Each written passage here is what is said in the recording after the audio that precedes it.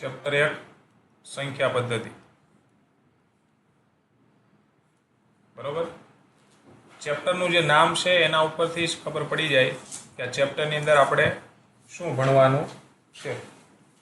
તો આમાં આપણે સંખ્યા વિશે ચર્ચા કરવાની છે, સંખ્યાઓ વિશે ચર્ચા કરવાની છે.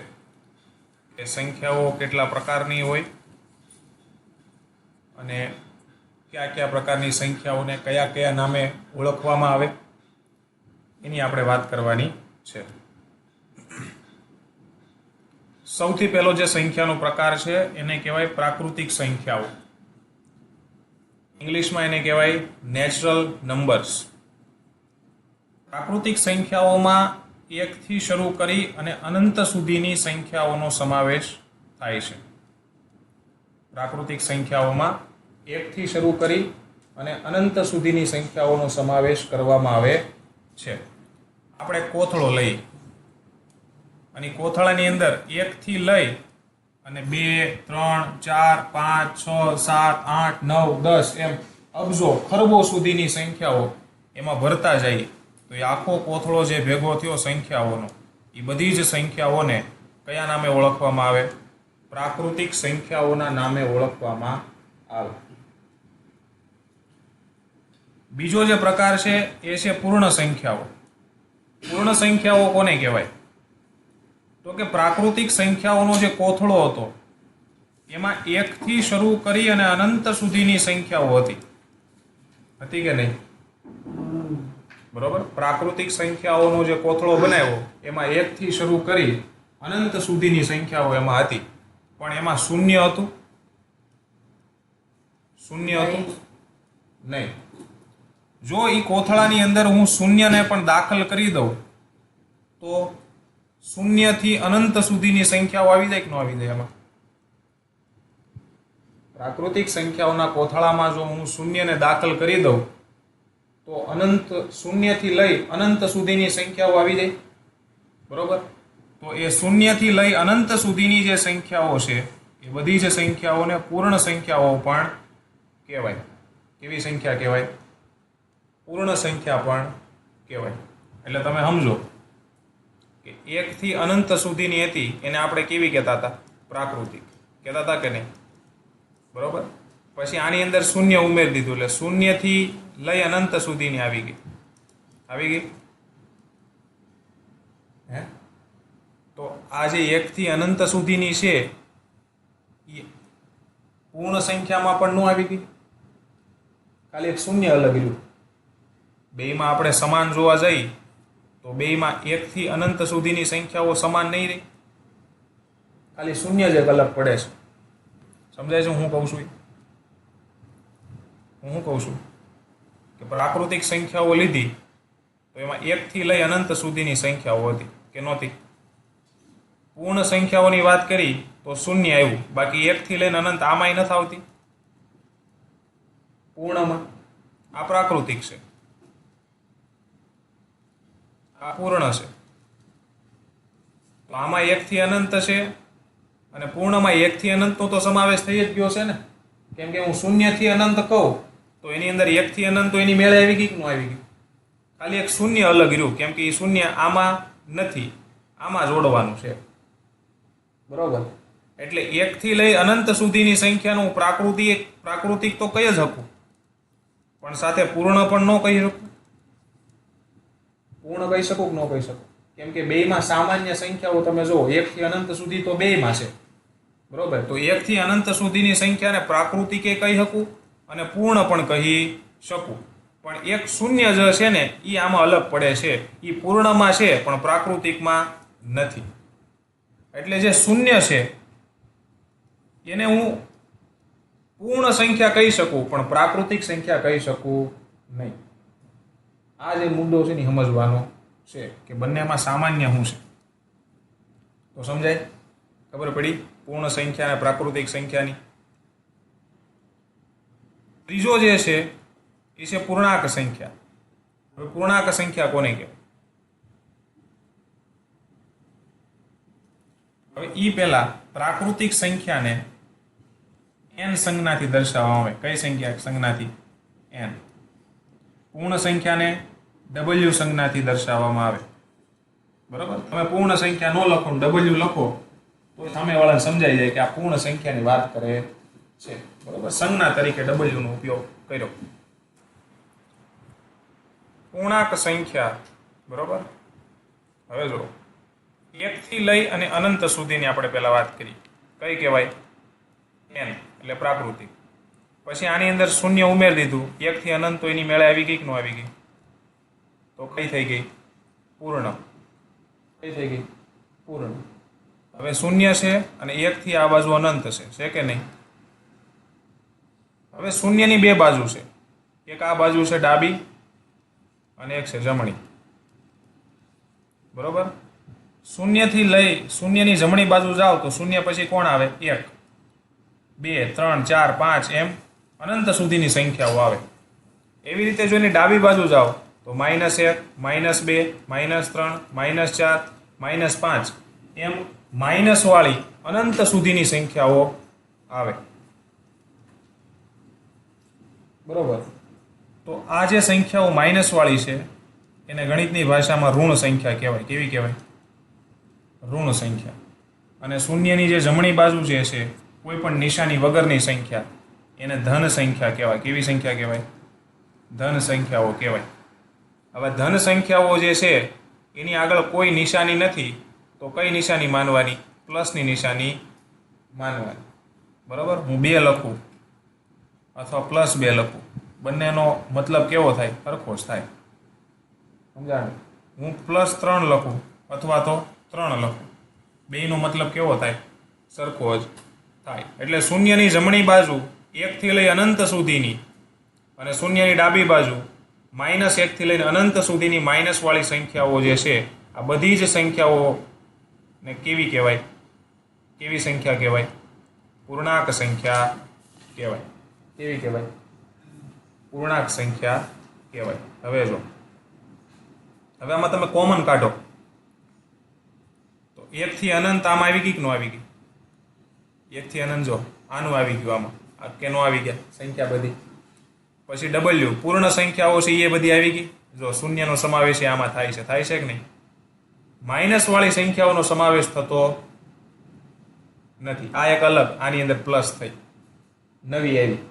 બરોબર, એનો મતલબ કે 0 થી લઈ અનંત સુધીની જે સંખ્યાઓ છે અને 1 થી લઈ અનંત સુધીની જે સંખ્યાઓ છે, બરોબર, તો 1 થી લઈ અનંત સુધીની સંખ્યા n માં આવે, w માં આવે અને જે પૂર્ણાંક સંખ્યા છે જેને z વડે દર્શાવવામાં આવે છે એ z માં આવે કે નો આવે? આવે છે ને. 1 થી લઈ અનંત સુધીની સંખ્યાઓ n માં આવે છે, w માં આવે છે અને z માં આવે છે. એનો મતલબ કે 1 થી લઈ અનંત સુધીની જે સંખ્યાઓ છે એને તમે પ્રાકૃતિક કહી શકો, એને તમે પૂર્ણ કહી શકો, એને તમે પૂર્ણાંક સંખ્યા પણ કહી શકો. ત્રણમાંથી ગમે એ કહેવાય. ત્રણે કહેવાય. આમ તો ત્રણે કહેવાય. સમજણ પડી? પણ જે શૂન્ય છે એ n માં આવતું નથી, w માં આવે છે અને z માં પણ આવે છે. એટલે શૂન્ય જે છે એને તમે w માં પણ કહી શકો અને z માં પણ કહી શકો. એટલે કે એને પૂર્ણ સંખ્યા પણ કહેવાય અને પૂર્ણાંક સંખ્યા પણ કહેવાય કે નો કહેવાય? સમજણ પડી? પણ જે માઇનસ વાળી જે સંખ્યાઓ છે એ સંખ્યાઓ n માં પણ આવતી નથી, w માં પણ આવતી નથી, કેવળ z માં જ આવે છે. માટે માઇનસ વાળી સંખ્યાઓને કેવળ પૂર્ણાંક સંખ્યાઓ જ કહેવાય. કેવી કહેવાય? કેવળ પૂર્ણાંક સંખ્યાઓ જ કહેવાય. એને પ્રાકૃતિક કે પૂર્ણ કહેવાય નહીં. તો સમજણ પડી મેં શું કીધું? 1 થી લઈ અનંત સુધીની જે સંખ્યાઓ છે એ પૂર્ણ સંખ્યા કહેવાય, પૂર્ણાંક કહેવાય અને પ્રાકૃતિક પણ કહેવાય. 0 થી લઈ અનંત સુધીની સંખ્યાઓ છે એને પૂર્ણાંક કહેવાય, એટલે કે ખાલી શૂન્ય. 1 થી તો અનંત આવી ગયું, હવે ખાલી શૂન્ય લઈ તો શૂન્યને પૂર્ણાંક કહેવાય ને પૂર્ણ પણ કહેવાય, પણ પ્રાકૃતિક કહેવાય નહીં. બરોબર? અને જે માઇનસ વાળી સંખ્યાઓ છે એ પ્રાકૃતિકમાં નથી આવતી, પૂર્ણમાં પણ આવતી નથી, કેવળ પૂર્ણાંકમાં જ આવે છે. માટે એ કેવળ પૂર્ણાંક સંખ્યા જ છે. સમજાણું? આ ત્રણે ત્રણ સંખ્યાઓ વચ્ચે કયો સંબંધ છે ક્લિયર થયો કોન્સેપ્ટ આખો?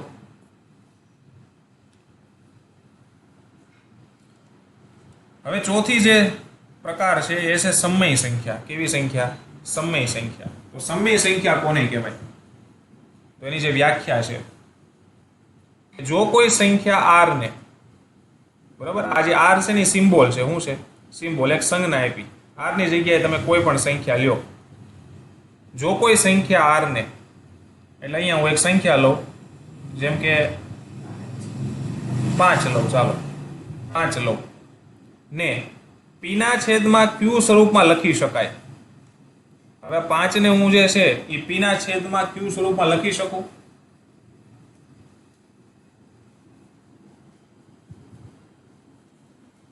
તો હું 5 ને 25 ના છેદમાં 5 ના સ્વરૂપમાં લખી શકું. 25 ના છેદમાં 5 ના સ્વરૂપમાં લખી શકું. હવે 5 માંથી આ મેં કેમ બનાવ્યું? 5 માંથી મેં આ કઈ રીતે બનાવ્યું? બરોબર, તો 5 સાથે મેં ગુણ્યા 5 કર્યા.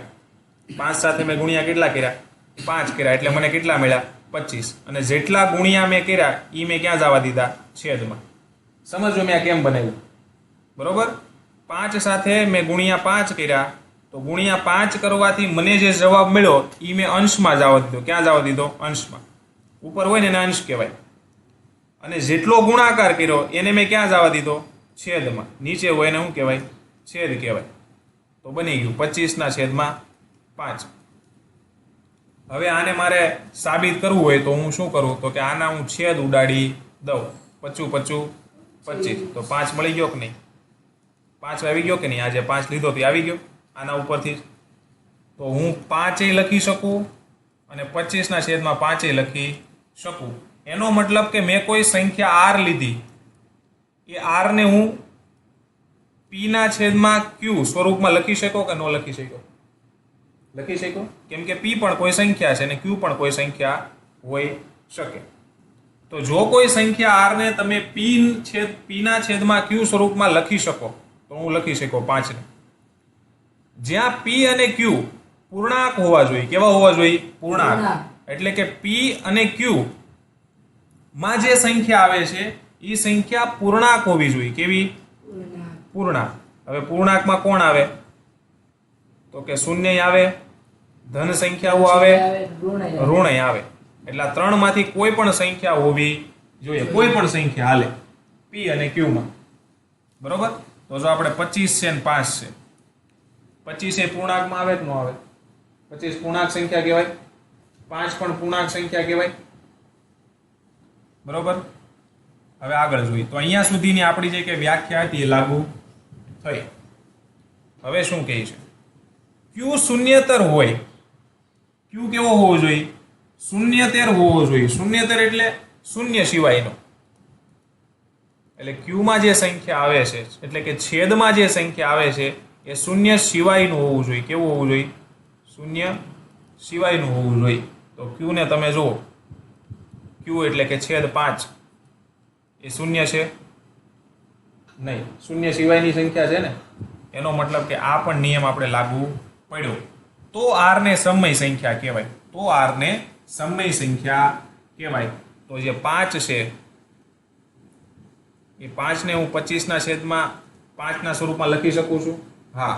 ઉપર છે એ પી છે, નીચે છે એ ક્યુ છે. બંને પૂર્ણાંક છે. હા.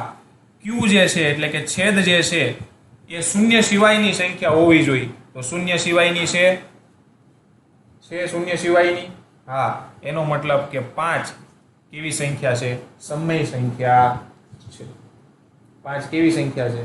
સમય સંખ્યા છે એમ કહેવાય. તો સમય સંખ્યા કોને કહેવાય? આપણે એની વાત કરી. તો કે જે સંખ્યાને તમે પીના છેદમાં ક્યુ સ્વરૂપમાં લખી શકો, જ્યાં પી અને ક્યુ પૂર્ણાંક હોય અને ક્યુ શૂન્યતર હોય, બરોબર, તો એ સંખ્યાને સમય સંખ્યા કહેવાય. સમજાણું? સમય સંખ્યા કોને કહેવાય? આ ચોથા પ્રકાર. બરોબર, એટલે કે પહેલા જે આપણે લીધી 1 થી અનંત, 0, 1 થી અનંત, 0, આ બાજુ 1 થી અનંત અને આ બાજુ -1 થી અનંત. બરોબર. હવે આ જે આખી હતી 0, ધન અને ઋણ, અહીંયા સુધી આપણે પહોંચ્યા હતા. બરોબર. હવે આની અંદર તમે આવી સંખ્યાઓને પણ ઉમેરી દો,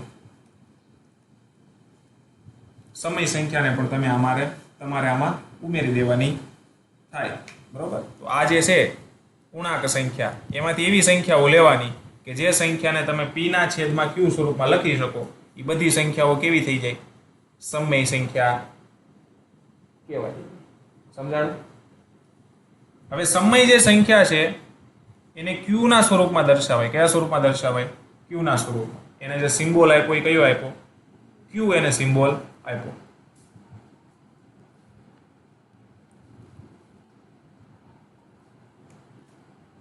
હવે જો અહીંયા મેં 5 છે ગુણ્યા 5 કર્યા. જરૂરી નથી કે તમે ગુણ્યા 5 જ કરો. હું ગુણ્યા 3 કરું. કેટલા કરું? ગુણ્યા 3 કરું. તો 5 તેરી 15. અને આ જેટલા ગુણાકાર કર્યા એ ક્યાં જાહે? છેદમાં. આવી ગયા? તો હું 5 ને 15 ના છેદમાં 3 સ્વરૂપમાં લખી શકું. આ ગુણ્યા 2 કરું. ગુણ્યા કેટલા કરું? 2. તો આ બેનો જે ગુણાકાર છે એ છેદમાં લખું કે અંશમાં?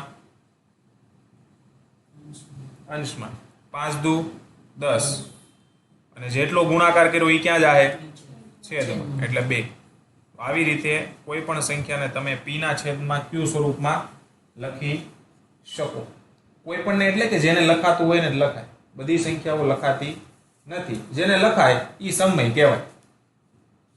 બરોબર. અને જે નો લખાય એ અસમય કહેવાય. કેવી કહેવાય? અસમય. હારવાર અસમય નો સમજી લો. અસમય કોને કહેવાય? તો કે જે સંખ્યાને તમે આવી રીતે લખી શકો એ સમય અને નો લખી શકો એ અસમય. બંને કન્સેપ્ટ કારે છે. લખાય એ સમય, ન લખાય એ અસમય. હવે બીજી આપણે કોઈ એક્ઝામ્પલ લઈએ.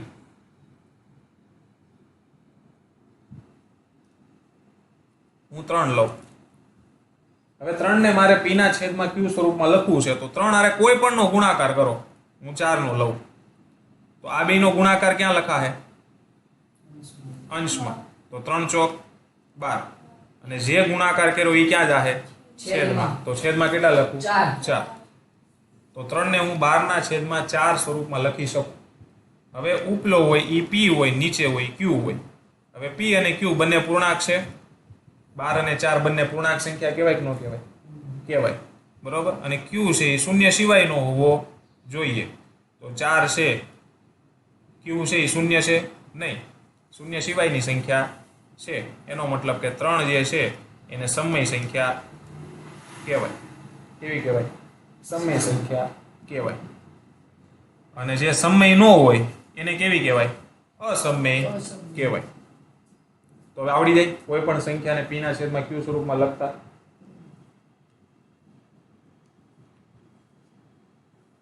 બરોબર. તો આપણે સમય સુધી શીખ્યા. તો તમારું જે સ્વાધ્યાય છે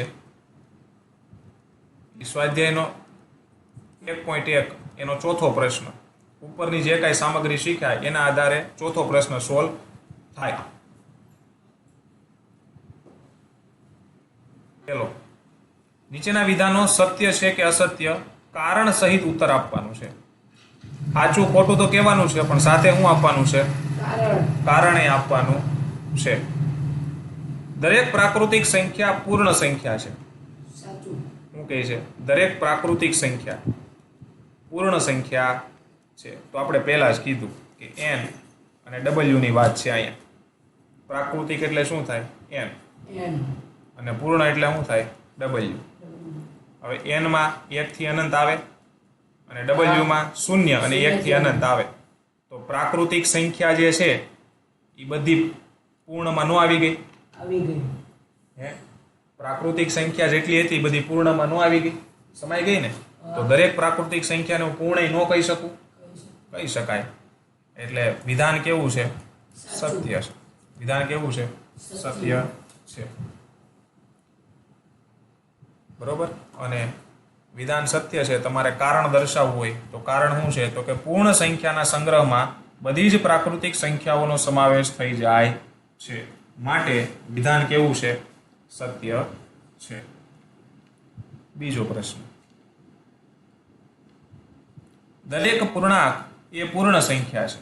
દરેક પૂર્ણાંક એ પૂર્ણ સંખ્યા છે. હવે પૂર્ણાંક એટલે z અને પૂર્ણ એટલે w. હવે ઝેડમાં જોઈ કોણ કોણ આવે, તો કે ઝેડમાં ઋણ આવે, ઋણ સંખ્યા આવે, શૂન્ય આવે અને ધન સંખ્યા આવે. આ ત્રણેયનો સમાવેશ થાય. જ્યારે પૂર્ણની અંદર એટલે કે ડબલ્યુ ની અંદર એક તો શૂન્ય આવે અને બીજી ધન આવે. ધન એટલે 1 થી અનંત સુધીની શૂન્ય આવે અને ધન આવે. હવે દરેક પૂર્ણાંક સંખ્યા પૂર્ણ સંખ્યા છે, તો હું પૂર્ણાંકની અંદર જેટલી સંખ્યા હોય એ બધી પૂર્ણ કહેવાય. કેમ કે પૂર્ણ સંખ્યાની અંદર શૂન્ય અને ધન બે જ છે, ઋણ આવે છે નથી આવતું. માટે ઋણ સંખ્યાઓ જે છે એ ક્યારેય પૂર્ણ સંખ્યામાં આવતા નથી, અથવા તો ઋણને પૂર્ણ સંખ્યા કહેવાય નહીં. માટે વિધાન કેવું છે? અસત્ય છે. વિધાન કેવું છે? અસત્ય છે કે દરેક પૂર્ણાંક સંખ્યા પૂર્ણ સંખ્યા કહેવાતી નથી. તો વિધાન અસત્ય છે, કારણ કે -2 એ પૂર્ણ સંખ્યા નથી, અથવા તો ઋણ જે સંખ્યાઓ છે એ પૂર્ણ સંખ્યામાં આવતી નથી. એવું કારણે તમે લખી શકો કે ઋણ સંખ્યાઓ પણ પૂર્ણ સંખ્યાઓમાં આવતી નથી. ત્રીજું શું કહે છે? દરેક સમય સંખ્યા પૂર્ણ સંખ્યા છે. સમય સંખ્યા અને પૂર્ણ સંખ્યા. પૂર્ણ સંખ્યામાં કોણ આવે? શૂન્ય અને 1 થી અનંત એટલે કે ધન સંખ્યાઓ. આ બેનો સમાવેશ પૂર્ણ સંખ્યામાં થાય. સમય સંખ્યા એટલે Q અને પૂર્ણ સંખ્યા એટલે કયો સિમ્બોલ આવે? W whole. બરોબર. હવે જો શું કહે છે? દરેક સમય સંખ્યા પૂર્ણ સંખ્યા છે. તો હવે પૂર્ણ જે સંખ્યાઓ છે, પૂર્ણ જે સંખ્યાઓ છે એ બધી કેવી છે? પૂર્ણ છે. કેવી છે? પૂર્ણ છે. એટલે કે અધૂરી નથી. કેવી નથી? અધૂરી નથી. એ સંખ્યાઓ અધૂરી નથી. એટલે કેવી? તો કે હું કહું 2 તો આખા 2 એવો મતલબ થાય. હું કહું 4 તો આખા 4 એવો મતલબ થાય. હું કહું 5 તો આખા 5 એવો મતલબ થાય. બરોબર. પણ હું એમ કહું 2.5 તો 2 આખા અને ત્રીજો અડધો એવો મતલબ થાય. તો 2.5 એવું ક્યાંય પૂર્ણ સંખ્યામાં આવે છે? એવું ક્યાંય પૂર્ણ સંખ્યામાં આવે છે? પૂર્ણ સંખ્યામાં તો આખે આખા આવે. 0 પછી 1 2 3 4 5 એમાં આખે આખા આવે. આવા અધૂરા આંકડા આવે નહીં. પણ સમય સંખ્યા શું કહે છે? તો કે જે સંખ્યાને હું પીના છેદમાં Q સ્વરૂપમાં લખી શકું એ બધી જ સંખ્યાઓ સમય કહેવાય. કેવી કહેવાય? સમય કહેવાય. અને પાછળની જે શરતો હતી એ લાગુ થવી જોઈએ. હવે 2.5 છે એ પૂર્ણમાં આવતું નથી, પણ એ 2.5 ને હું પીના છેદમાં Q સ્વરૂપમાં લખી શકું કે નહીં એ મારે જોવું પડે. હું જોઉં તો કે હું આ પોઈન્ટ કાઢી નાખું તો નીચે કેટલા લખવા પડે? 10. બરોબર.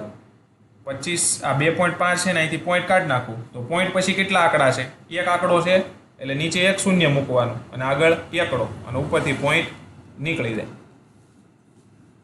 બરોબર. આ પોઈન્ટ કાઢવાની રીત. પોઈન્ટ કાઢવું એટલે 2.5 ને હું 25 ના છેદમાં 10 રીતે પણ લખી શકું. પોઈન્ટ કાઢી. ખ્યાલ પડ્યો? હવે તમે જો નિયમ 25 અને 10 બંને પૂર્ણાંક છે અને જે Q છે નીચેનો છેદ એ શૂન્ય નથી. એટલે 2.5 ને હું P ના છેદમાં Q સ્વરૂપમાં લખી શકો કે નહીં? લખી શકો. એનો મતલબ કે 2.5 એ કેવી સંખ્યા કહેવાય? સમય સંખ્યા કહેવાય કે ન કહેવાય? બરોબર. તો હવે 2.5 છે એ સમય સંખ્યા છે, પણ પૂર્ણમાં આવે છે? પૂર્ણ સંખ્યામાં આવે? ન આવે. એનો મતલબ કે દરેક સમય સંખ્યા પૂર્ણ સંખ્યા કહેવાતી નથી. એટલે વિધાન કેવું છે? અસત્ય છે. બરોબર. અહીંયા એને 1 ના છેદમાં 2 લીધું એટલે કેવું થાય? 0.5. કેવું થાય? 0.5. બરોબર. તો 0.5 છે તો પોઈન્ટ વાળી અધૂરી સંખ્યા, એને હું P ના છેદમાં Q સ્વરૂપમાં પણ લખી શકું છું 1 ના છેદમાં 2. પણ પોઈન્ટ વાળી સંખ્યા પૂર્ણ સંખ્યામાં આવે નહીં. માટે બધી જ સમય સંખ્યાઓ જે છે એ પૂર્ણ સંખ્યા કહેવાતી નથી. એટલે વિધાન કેવું છે? અસત્ય છે. સમજાણા તને ત્રણ? એની પાછળના કારણો? પરફેક્ટ.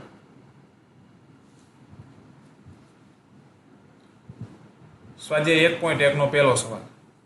શું શૂન્ય એ એક સમય સંખ્યા છે? પહેલો પ્રશ્ન હું પૂછે છે કે શું શૂન્ય એ એક સમય સંખ્યા છે? એટલે કે શૂન્યને હું પીના છેદમાં ક્યુ સ્વરૂપમાં લખી શકું? બરોબર. તો ભાઈ શૂન્યને લખી શકાય. કઈ રીતે? તો કે આવી રીતે લખી શકાય. શૂન્યને તમે કોઈ પણ સંખ્યા વડે ભાંગો, એટલે કે શૂન્યના છેદમાં તમે 4 મૂકો, 1000 મૂકો, 10,000 મૂકો, 5000 મૂકો. બરોબર. શૂન્યને તમે કોઈ પણ સંખ્યા વડે ભાંગો એટલે જવાબ શું આવે? શૂન્ય જ આવે. કેવું આવે? શૂન્ય જ આવે. બરોબર. તો આ શૂન્ય લખવું કે શૂન્યના છેદમાં, એટલે કે શૂન્ય ભાંગ્યા 4 લખવું, બે કેવું કહેવાય? સરખું જ કહેવાય. બરોબર. હવે શું તેને પી પૂર્ણાંક અને ક્યુ શૂન્યતર પૂર્ણાંક? તો જો ઉપરનો હોય પી હોય, નીચેનો હોય ક્યુ હોય. હવે ઉપરનો પી છે એ પૂર્ણાંક સંખ્યા છે કે નહીં? શૂન્ય પૂર્ણાંક કહેવાય કે ન કહેવાય? હે, કહેવાય. અને 4 છે એ શૂન્યતર પૂર્ણાંક કહેવાય કે ન કહેવાય? શૂન્ય સિવાયનો પૂર્ણાંક કહેવાય કે ન કહેવાય? કહેવાય. બરોબર. એનો મતલબ કે શૂન્યને હું પીના છેદમાં ક્યુ સ્વરૂપમાં લખી શક્યો. બરોબર. એટલે શૂન્ય જે છે એ સમય સંખ્યા છે. શૂન્ય સમય સંખ્યા છે. બરોબર. સમજાણું તમને કે શૂન્ય કેમ સમય સંખ્યા છે? કેમ કે શૂન્યને પીના છેદમાં ક્યુ સ્વરૂપમાં લખી શકાય છે. આવી રીતે. બરોબર. શૂન્યના છેદમાં તમે 5 લખો, શૂન્યના છેદમાં તમે 6 લખો, શૂન્યના છેદમાં તમે 8 લખો. આનો તમે ભાગાકાર કરો એટલે જવાબ તમને શૂન્ય જ મળે. કાં તો શૂન્ય લખો, કાં તો શૂન્યના છેદમાં કોઈ પણ સંખ્યા લખો, બે એક જ કહેવાય. બરોબર. એટલે શૂન્યને હું પીના છેદમાં ક્યુ સ્વરૂપમાં લખી શકું છું. માટે શૂન્ય જે છે એ સમય સંખ્યા છે. સમજાણું?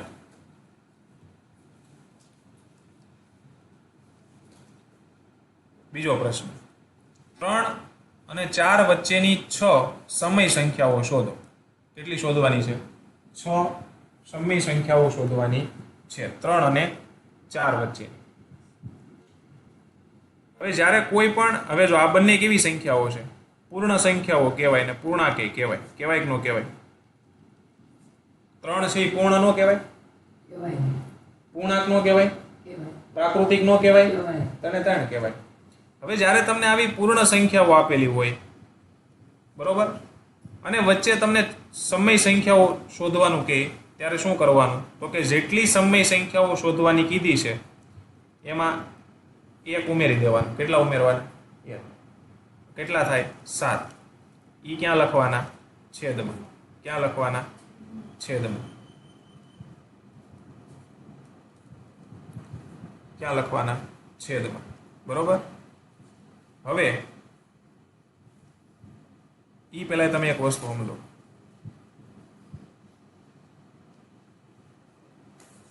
કોઈ પણ પૂર્ણ સંખ્યા હોય ને એના છેદમાં કાંઈ ન હોય ને તો 1 હોય. કેટલા હોય?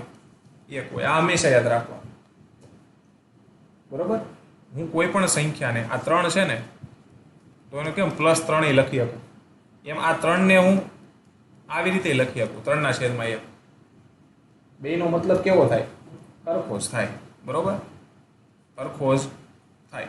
તો આ 3 લખું અથવા 3 ના છેદમાં 1 લખું, બેનો મતલબ કેવો થાય? સમાન. 4 લખું કે 4 ના છેદમાં 1 લખું, મતલબ કેવો થાય? સમાન જ થાય. હવે વચ્ચેની સંખ્યાઓ શોધવી છે. તો હવે 3 અને 4 વચ્ચે તમને કઈ દેખાય છે? 3 અને 4 વચ્ચે કઈ દેખાય છે? કોઈ સંખ્યાઓ દેખાય છે? તો સાહેબ 3 પછી સીધા 4 આવે, વચ્ચે કાંઈ છે નહીં. તો આને મારે ઝૂમ કરવું પડે. કેવું કરવું પડે? ઝૂમ કરવું પડે. ઝૂમ કરવા માટેની એક રીત છે. હું તો કે કેટલી સમય સંખ્યાઓ પૂછી છે? 3 વચ્ચેની. ઓલા 6, તો 6 સંખ્યાઓ, એમાં 1 ઉમેરી દો એટલે કેટલા થાય? 7. હવે એ 7 ને મારે છેદમાં સેટ કરવા છે. ક્યાં સેટ કરવા છે? છેદમાં. તો છેદ આરે કેટલા ગુણાકાર કરું ત્યારે મને 7 મળે? મારે છેદમાં સેટ કરવા હોય તો છેદમાં એકડો છે. હવે એકડારે કેટલા ગુણા કરું તો મને છેદમાં 7 મળી જાય? 7 કરવા પડે. હે એવી રીતે અહીંયા મારે છેદમાં 7 સેટ કરવા પડે. તો કેટલા ગુણા કરું તો 7 મળે? 7 કરવા પડે. તો બંનેના છેદમાં 7 7 આવી ગયા કે નહીં? કેમ કે મારે ઝૂમ કરવું હોય તો છેદમાં મારે 7 સેટ કરવા પડે, પણ અહીંયા છેદમાં કેટલા છે? એક જ છે, એટલે ઝૂમ નથી થતું. હવે મારે ઝૂમ કરવું હોય તો મારે છેદમાં કેટલા સેટ કરવા પડે? 7. અને એકમાંથી મારે 7 બનાવવા હોય તો એકની હારે કેટલાનો ગુણાકાર કરવો પડે? 7. સમજાણું? તો બેયના છેદમાં કેટલા આવે? 7 7 આવે. હવે આવી ગયા. હવે છેદનો ગુણાકાર 7 હારે કર્યો તો અંશ સાથે પણ 7 નો ગુણાકાર કરવો પડે. કેમ કે અધૂરી સંખ્યા હારે ગુણાકાર ન થાય, આખી સંખ્યા હારે થાય. તો 7 નો ગુણાકાર 3 હારે કરો તો કેટલો આવે? 21. એવી રીતે અહીંયા તે છેદ હારે કર્યો તો અંશ હારે કરવો પડે ને. તો આની હારે કરો કેટલો આવે? 28. હવે જો 21 ના છેદમાં 7 અને 28 ના છેદમાં 7 આપણને મળ્યા. હવે જો વચ્ચે તમને ગેપ દેખાવા મળ્યો છે. ગેપ દેખાય છે? હવે ઝૂમ થઈ ગયું. હવે તમને ગેપ દેખાય હવે સાહેબ અંદર છે, બરોબર? તો કઈ છે? તો કે 22 ના છેદમાં 7, 23 ના છેદમાં 7, 24 ના છેદમાં 7, 25 ના છેદમાં 7, 26 ના છેદમાં 7, 27 ના છેદમાં 7. કેટલી થઈ? 1 2 3 4 5 અને 6. તો 6 એ 6 સંખ્યા વચ્ચેની મળી ગઈ, 3 અને 4 ની વચ્ચેની. સમજણ પડી? હવે તમે એમ કહો સાહેબ આ તો 21 ના છેદમાં 7 છે અને આ તો 28 ના છેદમાં 7 છે. આપણને તો 3 અને 4 ની વચ્ચેની કીધી. તો બે આના છેદ ઉડાડ. 7 તેરી 21 અને 7 ચોક 28. અહીંયા આવી ગયો તગડો અને અહીંયા આવી ગયો ચોગડો. છે બેયની વચ્ચેની.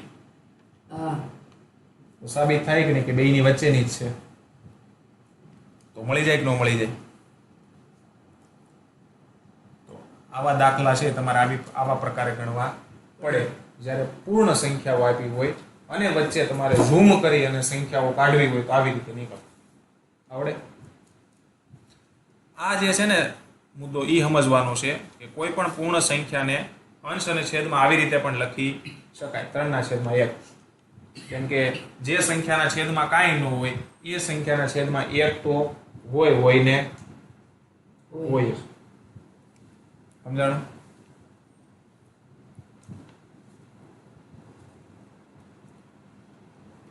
હવે જો હવે કેવી સંખ્યા આપી? ઓલી પૂર્ણ સંખ્યા હતી, આ કેવી છે? અપૂર્ણાંક છે. કેવી છે?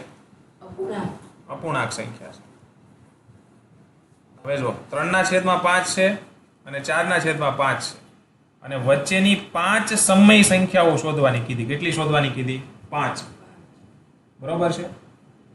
હવે અપૂર્ણાંક સંખ્યા હોય ત્યારે જોવાનું છેદ સરખા છે કે અલગ અલગ છે, જોવાનું. પહેલા છેદ સરખા છે કે નહીં એ જોવાનું. બેયના છેદ જોવો સરખા છે કે અલગ અલગ છે? સરખા છે.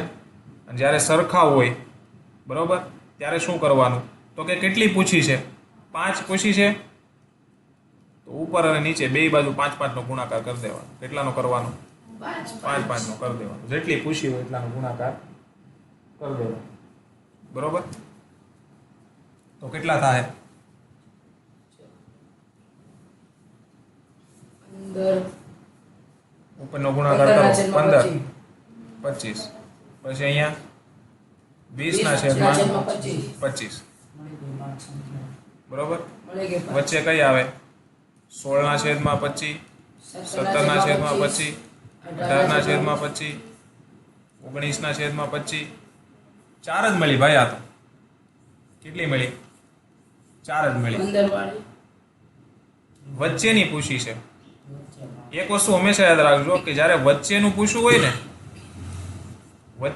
હોય ને ત્યારે પહેલી અને છેલ્લી સંખ્યા ગણતરીમાં આવતી નથી. પહેલી અને છેલ્લી સંખ્યા ગણતરીમાં આવતી નથી. સમજણ પડી? જ્યારે વચ્ચેનું પૂછવું હોય ત્યારે પહેલી અને છેલ્લી ક્યારેય ગણતરીમાં લેવાની નથી. એટલે જ મેં આ જાણી જોઈને ગુણ્યા 5 કર્યા. આ તમને સમજાવવા હતું. કેમ કે સીધો પ્રશ્ન ચોક નહીં, આ 15 વાળી નો લઈ લઈ. સમજ પડી? એટલે જાણી જોઈને ગુણ્યા 5 કર્યા છે. તો અહીંયા જે આગળની જે સિસ્ટમ હતી એ જ લાગુ કરવાની કે કેટલી પૂછી છે 5, તો પ્લસ કેટલા કરવાના 1 બરાબર કેટલા આવ્યા 6. તો બેયની હારે ગુણાકાર કેટલાનો કરવાનો 6 6.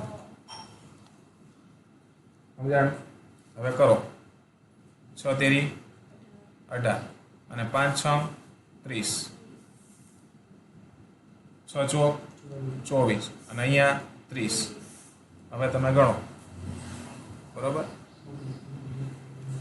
હવે તમે કરો, મળી 6 5 મળશે. જો પહેલી અને છેલ્લી ગણતરીમાં હજી નથી લેવાની, હજી સમજજો, બરોબર? પહેલી અને છેલ્લી ગણતરીમાં લેવાની નથી.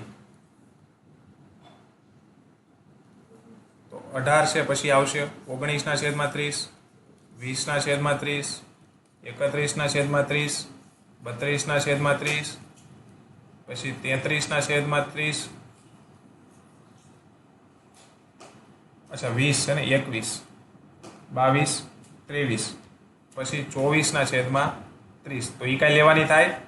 નો લેવાની થાય, કારણ કે વચ્ચેની જ્યારે વાત થાય ત્યારે પહેલી અને છેલ્લી ગણતરીમાં આવતી નથી. તો મળી ગઈ 1 2 3 4 અને 5. 5 એ 5 વચ્ચેની સંખ્યા મળી ગઈ, બરોબર? આવું ક્યારે તમે કરી શકો? જ્યારે છેદ કેવા હોય? સરખા હોય. તો છેદ સરખા ન હોય તો પહેલા શું કરવાનું? છેદ સરખા કરવાના.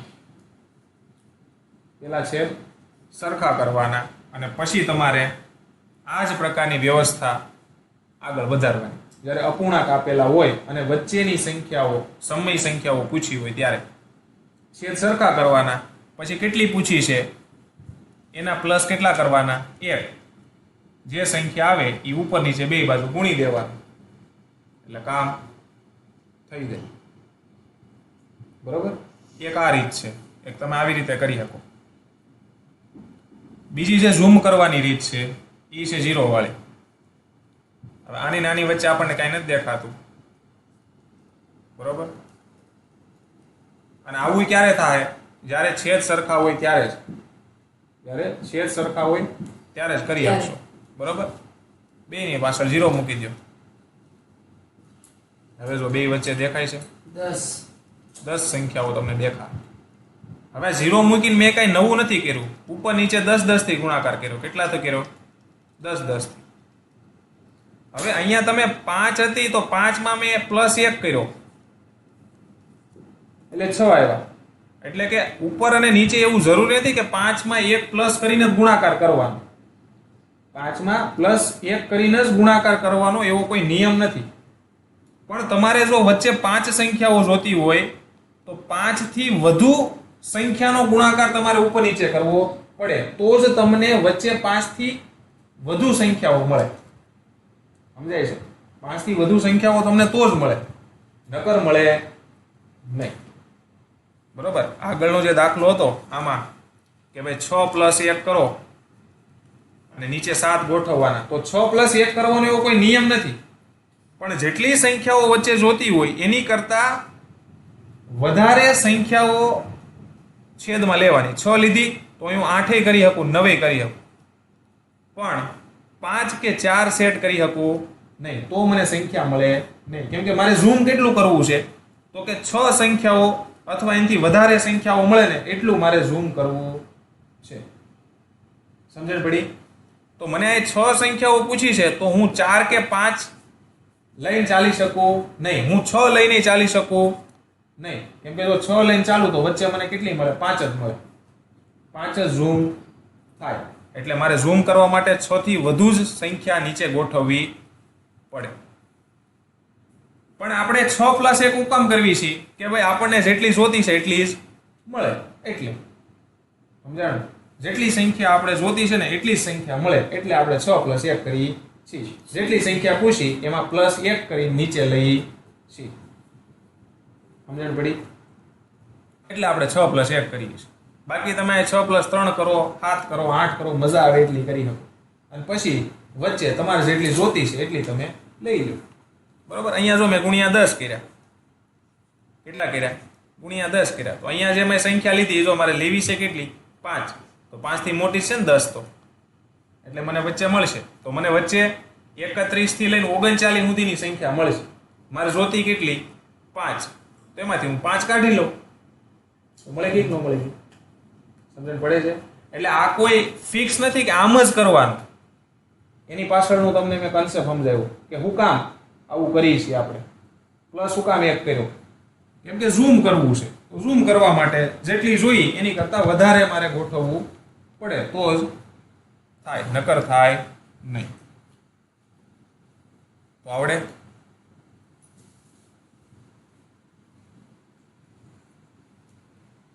બરોબર. તો તમારું 1.1 થઈ ગયું પૂરું.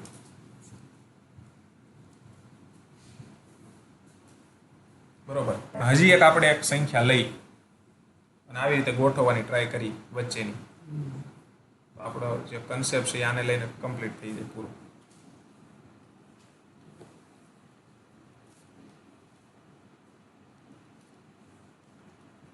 બરોબર. હવે જો આ બેની વચ્ચે મારે 4 જોતી છે, 4 સંખ્યાઓ જોતી. સમય કેટલી?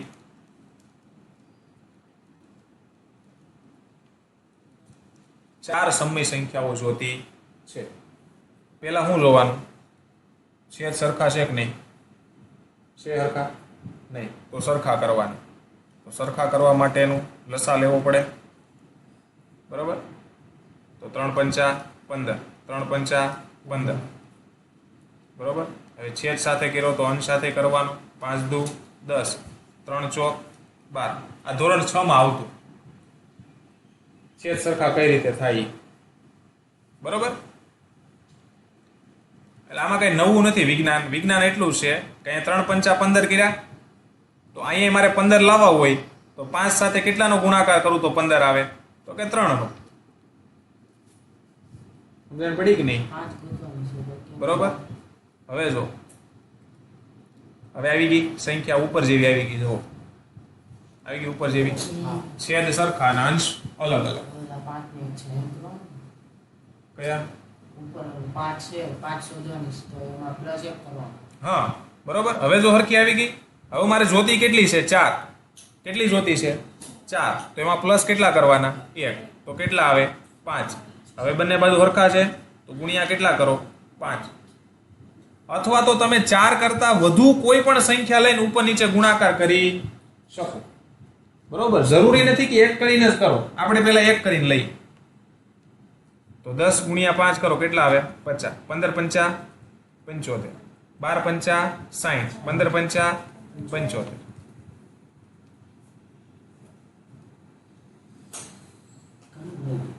બરોબર.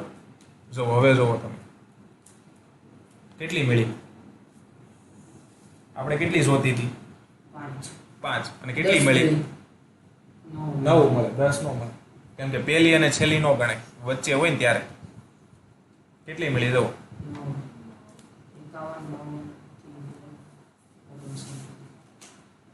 મળી કે નહીં? સમજાણું કે નહીં?